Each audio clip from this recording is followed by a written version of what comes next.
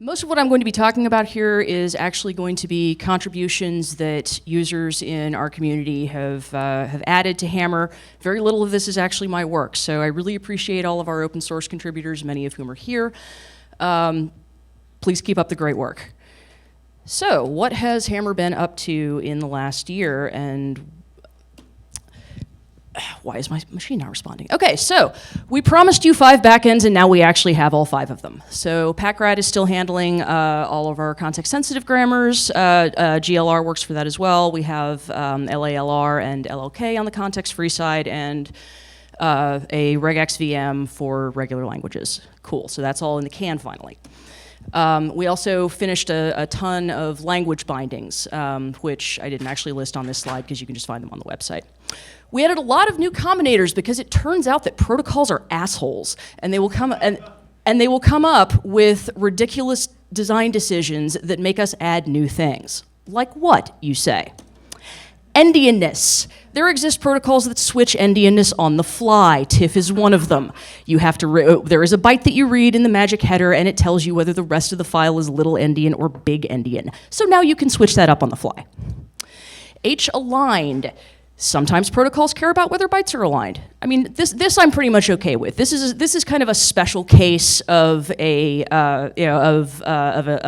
attribute constraint, just making sure that things line up correctly. I cannot say the same for these guys. These are DNP3's fault. DNP3 is so aggressively context sensitive that we basically had to introduce a symbol table with scope in order to be able to handle all of the bullshit nesting that's in it. H permutation is PNG's fault. If you read the PNG spec, you will think, oh, this is a really cool spec. This is a really nice design. Eric Raymond was totally right. And then you get to the part where there are like 5 different there are like 5 different required things that can show up in any order. So fortunately, Parsec, the Haskell parser combinator library, introduced a permutation combinator a while back, and Pesco, who wrote most of these other guys too, implemented that for us. He also implemented monadic bind. So this one also ended up being DNP3's fault, and it's a nice way to sequence parsers together, much like you do in Haskell. So this one came in from out of nowhere. I have an algebraic topologist buddy, Michael Vedema Johansson, and he got really interested in generating functions recently, and so you will now find in the examples directory code for producing algebraic generating functions from a context-free grammar. A generating function is basically a power series that lets you enumerate the size of, well, in this case, a grammar. Okay, we've also been working on some protocol implementations. In my copious free time, I've banged out PCAP, and from there, I've been working on Ethernet, IP, TCP. I don't actually have anything on GitHub for that yet, but I'll get there. Pesco and Adam have been working on DNP3. It's about the biggest, nastiest protocol we've run into so far. It's substantially worse than MP4. The long-range data dependencies, like I said, required us to add a freaking symbol table to make it work. But this is definitely testing the usability of the library in terms of what convenience functions does it provide you to make it easier to conceive of this horrible, enormous thing. So I mentioned Michael's generating functions. I didn't tell you what they were for, and they are for the grammar of tie knots. In 1999, a couple of physicists, Fink and Mao, enumerated all possible tie knots, like necktie knots, starting from the wide end of the tie, and they came up with 85 of them. And then Michael was watching The Matrix Reloaded and noticed that the Merovingian's tie is not in that list. It turns out that you start that tie from the small end, and so we investigated this. You might have seen, like last year, there was like a piece in New Scientist that said 177,000 possible tie knots.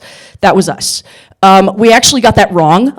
It's actually more like 266,000, and that paper's coming out next Wednesday.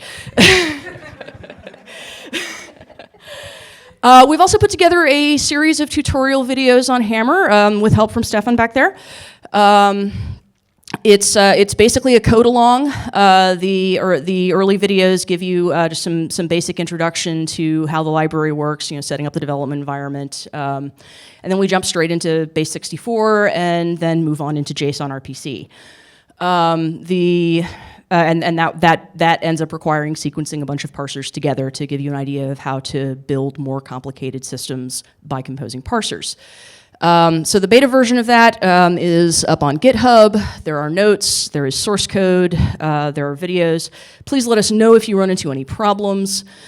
So what's coming up next? I'm planning on adding one more backend, All-Star, which is what Antler uses these days. It's Terence Parr's algorithm. We've had some confusion from users about Packrat as the default backend because it turns out that ordered choice, which is to say a choice operator that forces you to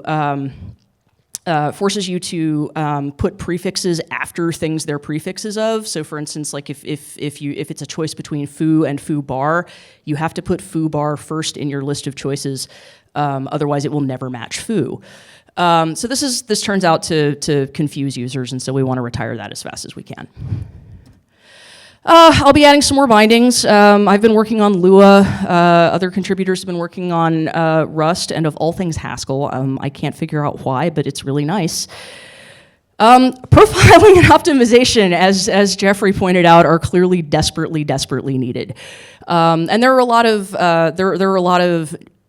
naive optimizations, fortunately, that we can do to make stuff a lot easier. Like with the MP4 files that you were opening, you're reading like these giant buffers that have like a size of tens of thousands of bytes, if not more. And when you're applying the int8 parser over and over and over again, it turns out that doing that naively requires a lot of allocation and takes forever. So there are definitely some simple optimizations that we can do to make that less stupid and hopefully faster. I mentioned that I've been working on some protocol grammars. The thing that I'm basically blocking on before I release that is a nice general test framework, so that if you decide to write a protocol grammar, you don't have to go through a bunch of hassle to test it and make sure it works.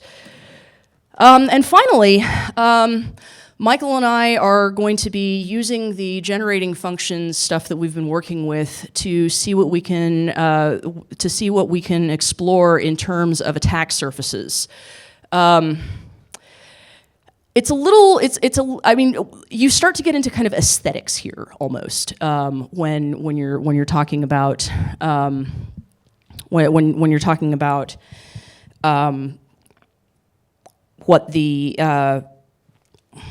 when you're talking about subsets, interesting subsets of a topological space, which is essentially what these generating functions are sketching out here, like a set of sum strings and the set of all possible strings. And so within that, there's also going to be sets of interesting strings, which is to say, like strings that provoke interesting backend behavior. And so we're going to try to see if we can characterize these a little better and a little more mathematically. And then I mentioned the paper on this is coming out in PureJ Computer Science next Wednesday, so that'll be online. Please enjoy. And that's all I got. Any questions?